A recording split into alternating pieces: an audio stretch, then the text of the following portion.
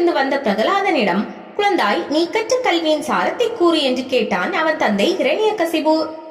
அங்கிங்கனாதபடி எங்கும் நிறைந்த பரம்பொருளாய் எல்லா உயிர்களிலும் அந்தர்யாமியாக இருந்து பாதுகாப்பையும் ஆனந்தத்தையும் அளிக்கிற ஸ்ரீமன் நாராயணனிடம் பக்தி கொள்வதே நான் கற்ற கல்வியின் சாரம் என்றான் பிரகலாதன். இதை கேட்டு கோபமுற்ற ஹிரண்யகசிபு, அடே முட்டாள், என்ன கொழுப்பு உனக்கு? உன் சித்தப்பாவை கொன்ற நம் குடும்ப விரோதியான நாராயணனிடம் பக்தி கொள்வதே கல்வியின் சாரம் என்கிறாயே. திரிலோக சக்கரவர்த்தியான என்னை 3 உலகங்களும் கடவுளாக வழிபடும் போது என் மகனான நீ நம் விரோதியிடம் பக்தி கொண்டுள்ளாயே, உனக்கு வெட்கமாக இல்லை என்றான். எந்த தயக்கமுமின்றி, தந்தையே, நான் கூறுவது சத்தியமே. ஸ்ரீமன் நாராயணன் பிறப்பு இறப்பற்றவர். தேவர்கள் எல்லாம் அவரை அடிபணிந்து வணங்குகின்றனர். நீங்களோ பிறந்து இறக்கிற ஒரு சாதாரண ஜீவன். பிரம்மதேவனிடமிருந்து தங்கள் தவத்துக்கு கிடைத்த பரிசே உங்கள் சக்தி. இறைவனின் சக்திக்கு முன் உங்கள் சக்தி ஒரு தூசி.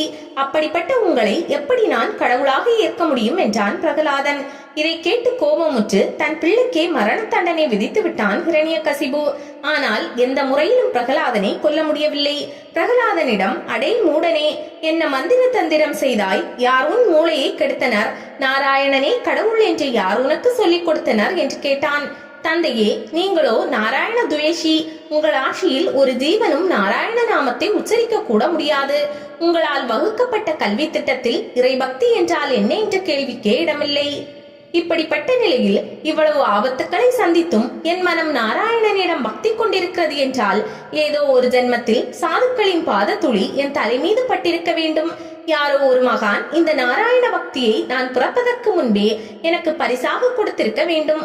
ஒரு சத்குருவின் அனுக்கிரகம் இல்லாமல் ஒரு ஜீவனுக்கு இறைபக்தி வரவே முடியாது என்றான். உண்மையில் நடந்தது அதுவே.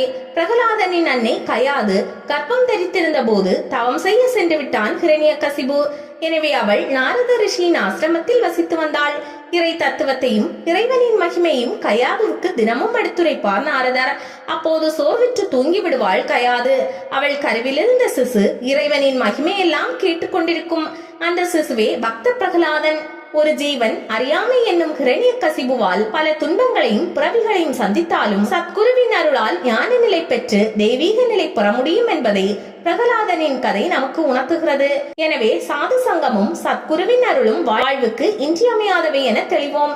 சத் சங்கத்தை நாடி சத்குருவிடம் அடைக்கலம் பூந்து இறை பக்தியுடன் ஆனந்தமாக வாழ்வோம்.